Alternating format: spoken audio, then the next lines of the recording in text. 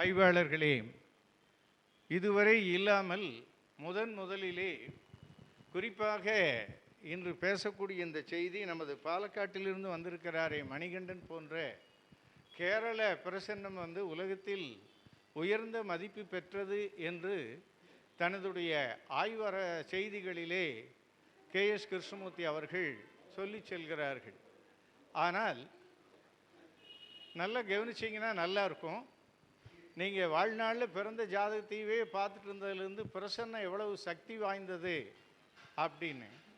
பொதுவாக பிரசன்னம்ங்கிறது KSKனுடைய வழியில் டைமிங் ஹோரரி என்ற ஆங்கிலத்திலும், தமிழிலே அந்த நேரத்திற்கு உரிய கோள்களினுடைய சஞ்சார குறிப்பினை வைத்து கொண்டு பலன்களை சொல்லுதல்.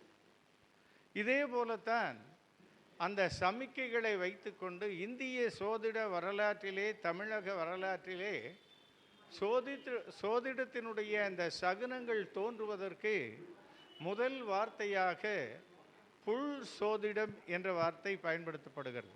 பறவைகளுடைய ஒலி, பறவைகளுடைய அந்த மூமெண்ட் போன்றவைகளை வைத்துத்தான் மனிதன் பல்வேறு சோதிட கருத்துக்களை கண்டுபிடித்து கொண்டிருந்தார். குறிப்பாக புறாவை வைத்து கொண்டு செய்திகளை அனுப்பி கொண்டிருக்கின்ற செய்திகளை எல்லாம் நாம் கேள்விப்பட்டிருக்கிறோம். நமது நாட்டு சோதிடத்தை பொறுத்தவரையிலே 12 லக்னத்தில் எதையாவது ஒரு பொருளை அதன் மேல் வைக்க சொல்லுதல். நான் ஒரு கேரள பிரசன்னத்தை சோதிடரிடம் பேசிக்கொண்டு இருக்கின்ற பொழுது அவர் சொல்கிறார், அந்த 12 ராசியில் வைக்கின்ற அந்த பொருள் சொர்ணம் வைக்க வேண்டும்ங்கிறார்.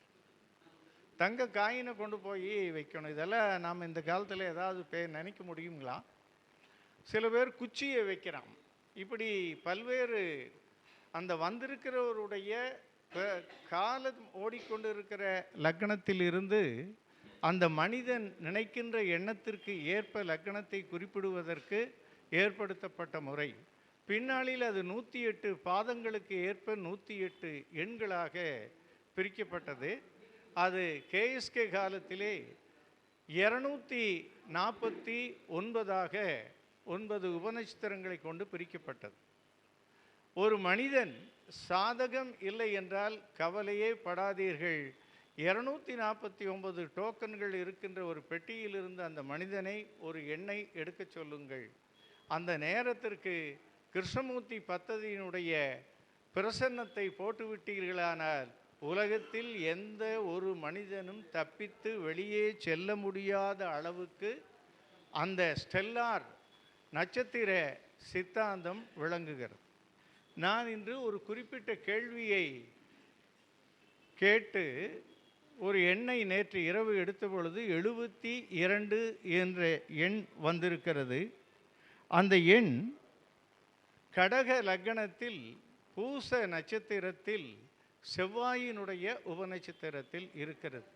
ஆக சந்திரன், சனி, செவ்வாய் இந்த 3 கோள்கள் தான் இந்த மனிதனுடைய இயற்கை விதியை நிர்ணயிக்கின்ற ஆளும் கோள்களுக்கு அடிப்படையான கோள்கள்.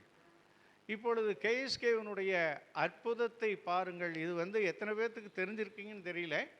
KSKனுடைய எந்த நூலிலும் இல்லாத ஒரு ரகசியத்தை இப்பொழுது நான் வெளியிடுகிறேன்.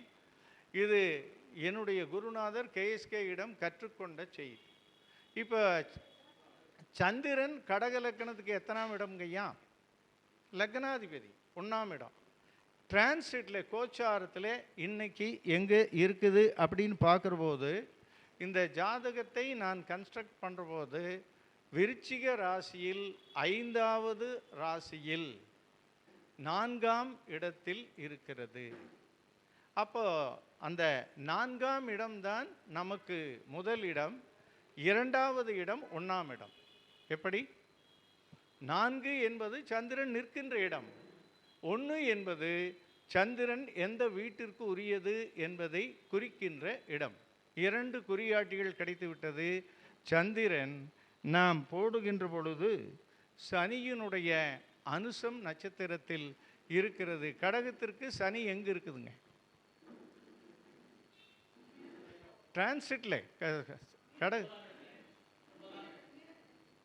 மீனத்தில் 9ஆம் இடத்தில் இருக்கிறது. மீனம் என்கின்ற ராசி வானமண்டலத்தினுடைய 12ஆம் இடம். அப்போ 12ஆம் இடம் என்பது என்ன? ஆ ம் ம் ம் அப்புறம் ஆ நம்ம குருநாதர் சொன்ன செய்தி சொல்கிறோம் பாருங்க. 8ஆம் இடமும் 12ஆம் இடமும் தான் தெரியாத விஷயங்களை பூமியை தோண்டுகின்ற இடம் 8ஆம் இடமும், கீழே அதில் பாதாளத்தில் என்ன இருக்கிறது என்பதை வெளியெடுப்பது என்பது 12ஆம் இடமும் சொல்லுகிறார். அப்படி மீனத்தில் சனி இருந்து கொண்டு கடகத்திற்குண்டான 7, 8 ஆகிய இடங்களை குறிக்கிறது. 9இல் சனி இருக்கிறது. 9 என்பது ஆராய்ச்சி.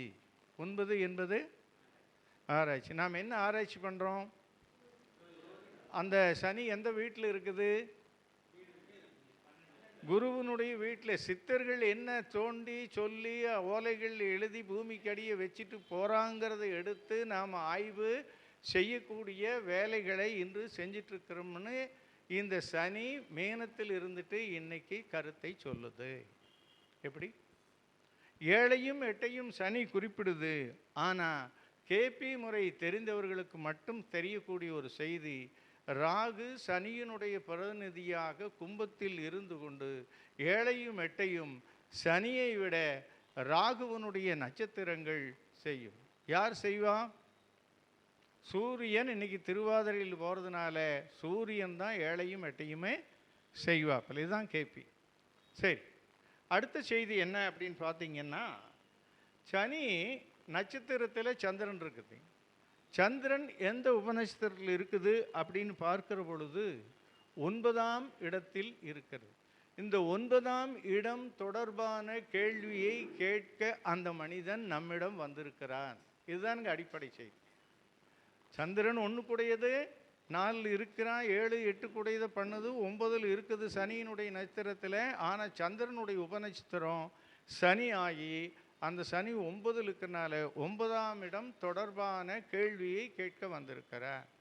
பூர்வ புண்ணியம், அப்பா, அந்த சனிக்குண்டான பழைய சொத்துக்கள், 7ஆம் இடத்துக்குண்டான மனைவியையும் அப்பாவையும் தொடர்பு பண்ணது, 8ஆம் இடம் தந்தையினுடைய உடல்நலம், இத்தனையும் கேட்க வந்திருக்கிறான். ஆனால் 9ஆம் இடம் குருவோடு இணைச்சு ஆராய்ச்சி குறித்து ஏதாவது கேட்க வந்திருக்கிறீங்களா? பழையன கழிதல்னு சனிக்கு அந்த பழைய விஷயங்களை பற்றி நாம் தெரிஞ்சு கொள்வதற்கு உண்டான. கிருஷ்ணமூர்த்தி பற்றி இது விளையாட்டு காரியம் இல்லை. நீ அடுத்தது தான் அந்த கேபியினுடைய விளையாட்டு இருக்குது. ஒரு வரியில் முடிஞ்சு போகுது பாருங்கள் அனைவருக்குமே. இப்போ சனிதானே இன்றைய திசாநாதன் இந்த இதுக்கு இல்லைங்களா? அந்த சனி எந்த நட்சத்திரத்தில் இருக்கிறான்? யாரும் ரேவதின்னு சொன்னான். ரேவதியில் கோச்சாரத்தில் ரேவதி. ரேவதி கடக லக்கணத்துக்கு புதனுடைய நட்சத்திரம் எந்தெந்த வீட்டுக்குரியதுங்க? 3, 12. ஆக ஜோதிடம் குறித்த ஆய்வுகளை செய்ய போகிறோம். ஜோதிடர்கள் ஒருங்கிணைந்து பல ஊர்களில் இருந்து வந்து தங்களுடைய கருத்துக்களை ஒருங்கிணைப்பதற்குண்டான பணிகளை நீங்கள் செய்து கொண்டு இருக்கிறீர்கள் என்பதை இப்போது கொஞ்ச நேரத்துக்கு நான் சொன்னேனே.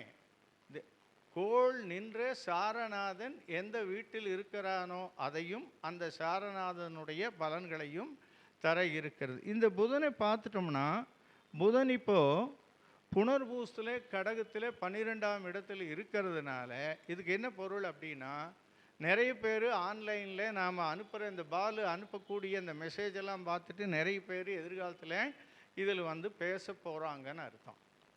அடுத்தது, இப்போ மேட்டூருக்கு பக்கத்தில் இருந்து பாரி வந்திருக்காரு. புதன் வந்து கடக ராசியில் இருக்கிறனால கடலும் கடல் கடந்தும் பல்வேறு இடங்களில் இருந்து வந்து தன்னுடைய ஆய்வினை எதிர்காலத்தில் சொல்ல இருக்கிறார்கள் என்பதை திசாநாதனாகிய சனி 3, 12 புதனோடு சேர்ந்து 12இல் இருந்து ஆய்வு பணியை செய்கிறான் என்பதை துல்லியமாக சாரநாதன் தான் எடுத்து காட்டுகிறான். எந்த கேள்விக்கு வந்திருக்கிறான் என்பதை சனியினுடைய உபநட்சத்திரத்தில் இருக்கின்ற சந்திரன் 9ஆம் இடத்தை குறிக்கிறது. ஆகவே 9 குறித்த இடத்தை கேட்கிறான். 9ஆம் இடம் மீன ராசிக்கு வரும் பொழுது என்ன பலன் யாராவது சொல்ல முடியுமா? அந்த கூட்டத்தில் 9ஆம் இடம் நம்முடைய கோச்சார லக்னத்துக்கு. வானமண்டலத்துக்கு இந்த மீனம் எத்தனாம் இடம்? ஆக வெளிநாட்டிலிருந்து எதிர்காலத்திலே வெளி மாநிலங்களிலிருந்து வெளி ஊர்களிலிருந்து சேலத்திலிருந்து வந்தது மாதிரி சென்னை போன்ற பல்வேறு நகரங்கள், தமிழ்நாடு, இந்தியாவினுடைய பல்வேறு மாநிலங்கள், வேற நாடுகளில் இருந்து கேபி முறையை சொல்ல வர இருக்கிறார்கள் என்பதுதான் இந்த பிரசன்னம் இன்று நம்மை அறிவுறுத்துகிறது.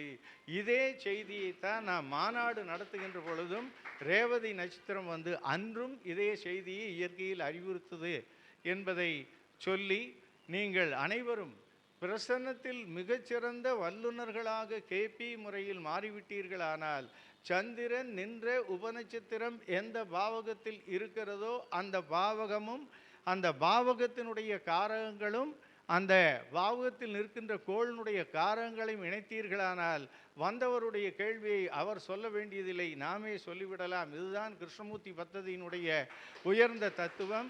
இதை கேஎஸ்கே தன்னுடைய 5 ரீடர்களிலும் சொல்லவில்லை.